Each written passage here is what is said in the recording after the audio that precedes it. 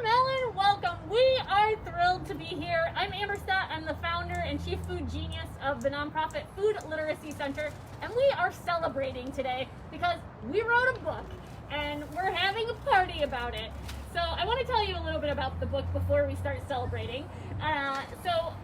Essentially, it's been a challenging year, and when the pandemic first started, we knew that we needed to get our curriculum out virtually so that it could be available to all the kids who need it. And it's been a lifelong dream of ours to have our curriculum available to every child, because we know that so many people do need food literacy, kids and adults alike, frankly. And so the opportunity was there, and so we decided we would write a book. And this is the passion project of every person on the Food Literacy Center team. Everybody contributed. It was a fun, creative thing for us to do and to look forward to during this really challenging year. And it's finally here in our hands. We couldn't be prouder. So I'll tell you a little bit about the book. It's written for middle school kids, for 8 to 12-year-olds. But again, adults will also find this really valuable information. And it's a journey through the history of our food. And we travel around the world to discover where the foods that we enjoy today came from. And then we learn about the science behind our food. And it's chock full of 20 science experiments, recipes, and activities, because at Food Literacy Center, we roll up our sleeves and we head into the kitchen to do our learning. And this book is a reflection of that very same creative ethos. So I'm gonna invite all of the contributors from the Food Literacy Center staff to join me, and we're gonna walk you through the various activities that are in the book. Not all of them, but we're gonna give you a sneak peek to hopefully whet your appetite for this really fun hands-on book for kids. So you can buy this now for pre-order on Amazon. The book officially will land at your house on March 30th. So we're really proud of it. Check it out. And here, I'll just give you a little bloop, bloop. So cool, we couldn't be more excited. So, without further ado, let me introduce you to our first contributor, Emeline. Hi, I'm Eggplant Evelyn, and in one of our experiments, we'll learn how to plant our own fruit. You may have eaten watermelon before, but we'll learn to harvest the seeds, plant them in soil, and track the progress of each seed. In another experiment, we'll learn why cakes are the result of science.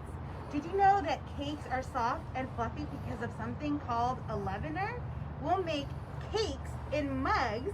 We'll make 2 different versions and find out what baking soda does. So much science, and we're only 2 activities into the book. I want to introduce you to another contributor. This is Meyer. Hello everyone. Did you know that did you know that a pickle is just a cucumber? Pickling is a product of fermentation. So with this activity, we are going to use the leftover pickle brine, which is just pickle juice, or the juice of pickle, and we're going to add some cucumber into it. You leave it in the fridge for maybe a few weeks, and then you get pickles. On this activity, how to be a vegetable reporter. You just look for fruits or vegetables laying around the house, chop them up, lay it out, take a look at them. What are the colors that you see? How does it look like? Give it a bite. How does it taste like? Is it sweet? Is it sour? What kind of texture does it have? Is it crunchy? Is it soft? What kind of noise does it make if it is crunchy? Be a vegetable reporter and take notes of how your fruit and your vegetable looks and tastes like, and observe. I hope that you're actually already learning something, and hopefully you're also getting hungry. We have so much more to share with you. I want to introduce you to Daikon Dave. Hey, I'm Daikon Dave, and in this activity, you think it's hard to make cheese? It is way easier than you think. We're going to use the acid from a lemon to curdle the milk to make our cheese. And in our other activity, you're gonna learn the truth about soda. So since eggs have calcium, kind of like your teeth, we're gonna soak your teeth in soda and brush them. We could play with toothpaste and toothbrushes. And at the end of the experiment, you could crack the egg open and see what happens inside your teeth. So So kids are learning about food, they're learning about science, they're also learning about how our foods interact with our bodies. This is about our health and what foods are great to eat and which foods we should avoid, like soda. So let's continue to explore and learn with Juniper Berry Jamie. Hello!